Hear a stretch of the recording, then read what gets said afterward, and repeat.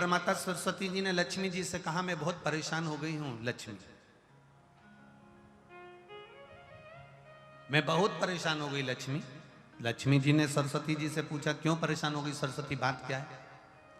परेशान होने का केवल कारण इतना सा है कि मेरा काम है गायन करना, मेरा काम है जनमानस में जिसने बहुत अच्छा काम किया होता है उसका गायन करना, देवता में उसका व्याख्यान वर्णन करना। मैं इसलिए परेशान हो गई हूं कि 33 कोटि देवी देवता में केवल एक देवता ऐसे हैं, देवाधिदेव महादेव, जो बिना सोचे समझे दान करते रहते हैं, बिना सोचे समझे पुण्य करते रहते हैं, बिना सोचे समझे दान करते रहते हैं, कुछ सोचते ही नहीं, उन्होंने उठाया और दे दिया। इनके दान का मैं व्याख्यान करते करते, इनके दान का वर्णन करते करते, इनके दान का गुणगान करते करते, इनके दान का महत्व कहते कहते कहते कहते मेरा मुख थक गया है। अब मैं करूं तो करूं क्या? इतने में लक्ष्मी जी बोली, जितनी तू परेशान है उससे दुगनी मैं परेशान हूं। अब लक्ष्मी जी ने जैसे कहा कि मैं परेशान, तो सरस्वती जी ने पूछा कि तू क्यों परेशान है? अरे भोलेनाथ जी का क्या है, कहीं पर भी चले जाते हैं, किसी को भी देख लेते हैं, एक लोटा कोई पानी चढ़ाते दिखता है, तुरंत खड़े होकर कह देते हैं, जा तेरे पास में संपदा की कभी कमी नहीं होगी। अब वो तो कह के आ जाते हैं, लक्ष्मी जी कर रही, इतनी ड्यूटी बढ़ गई, इतनी ड्यूटी बढ़ गई कि मुझे दौड़ दौड़ कर उनके यहाँ संपदा देने जाना पड़ता। अब मैं भी परेशान हूं। अब ये दोनों परेशान होकर ब्रह्मा जी के पास गए। अब ब्रह्मदेव से कहा, प्रभु, इतने में सरस्वती जी बोली, स्वामी स्वामी स्वामी। स्वामी जी ने कहा, क्या बात है? ब्रह्मदेव बोले, तुम दोनों आज मेरे पास किस लिए आई हो?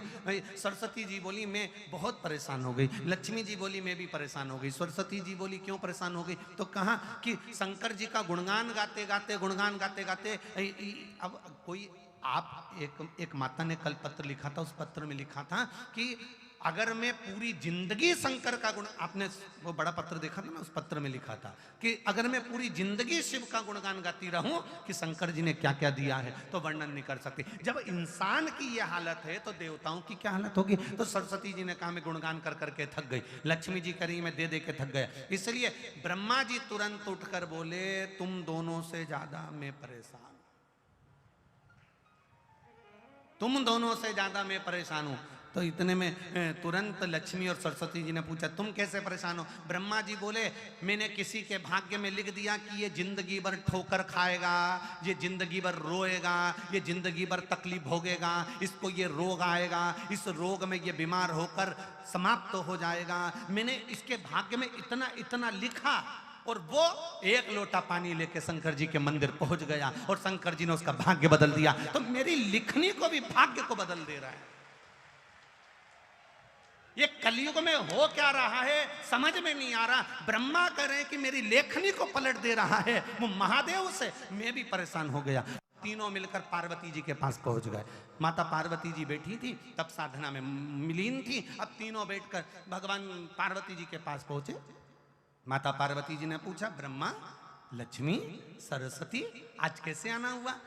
सरस्वती जी बोली, हम बड़े परेशान हो गए, तुम्हारे पति तब पुण्य कर रहे, तब पुण्य कर रहे, इतना दान कर रहे कि हम बोल बोल के थके जा रहे। लक्ष्मी जी दे दे के थकी जा रही है। अच्छा, और ब्रह्मा जी तुम कैसे आए? ब्रह्मा जी बोले, मैंने ललाट पर लिखा था कि ये दुख भोगेगा, तकलीफ भोगेगा, कष्ट भोगेगा, इसकी किस्मत में कभी मकान नहीं रहेगा, इसकी किस्मत में कभी जमीन नहीं रहेगी, इसकी किस्मत में संतान नहीं रहेगी, इसकी किस्मत में ऐसा रहेगा। मैंने कितना कितना लिखा था, पर वो लोटा भर के शंकर जी को जल चढ़ाता है और देवाधिदेव महादेव प्रसन्न होकर उनके भाग्य को बदल देते हैं। हम तीनों परेशान हो गए, इसलिए हम अपनी नौकरी छोड़ने के लिए आए।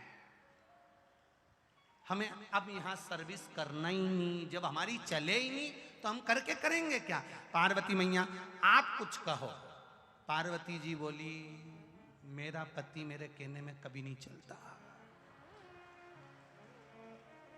मेरे कहने में चले ही नहीं तो मैं बोलूं क्या उसको? वो मेरे कहने में चलते तो मैं कह देती। फिर भी अगर आप कह रहे हो तो मैं बात करती हूं। पार्वती जी भी शिव जी के पास गईं। लक्ष्मी, सरस्वती, ब्रह्मा तीनों चारों शिव जी के पास गए।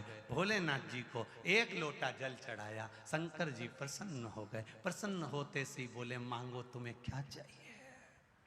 इतने में ब्रह्मा जी बोले, तुम ही देख लो, अब भी हो गया।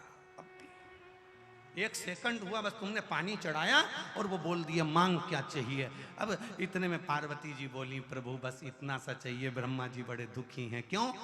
इनने भाग्य में लिखा कि इसको ये दुख आएगा, इनने भाग्य में लिखा कि इसकी औलाद नहीं होगी, इनने भाग्य में लिखा कि इसको ये बीमारी आएगी, तुमने पलट क्यों दिया? ब्रह्मा जी तुम समझ नहीं सकते, चक्कर ये है कि मेरे पास कोई आता है, मेरा नाम ओघड़ दानी है। ओघड़ दानी का मतलब होता है जो कुछ सोचे समझे बिना दे दे,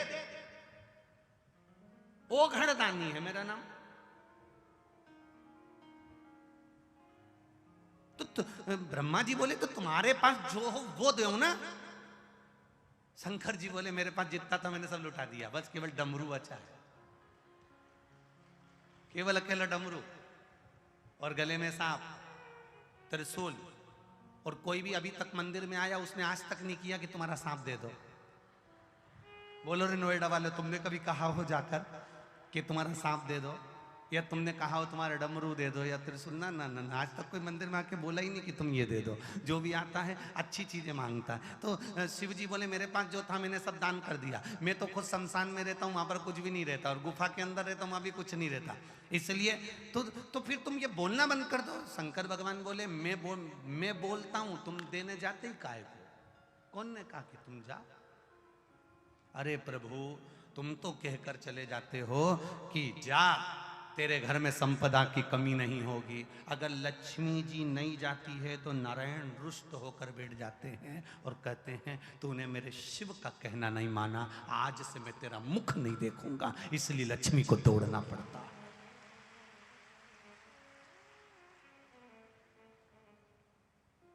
देवता भाग्य बना सकते हैं, देवता तुम्हारा भाग्य लिख सकते हैं, देवता भाग्य का लिखा तुम्हारे सम्मुख में ला सकते हैं। केवल भाग्य को बदल सकता है तो वो देवाधिदेव महादेव बदल सकता है। जो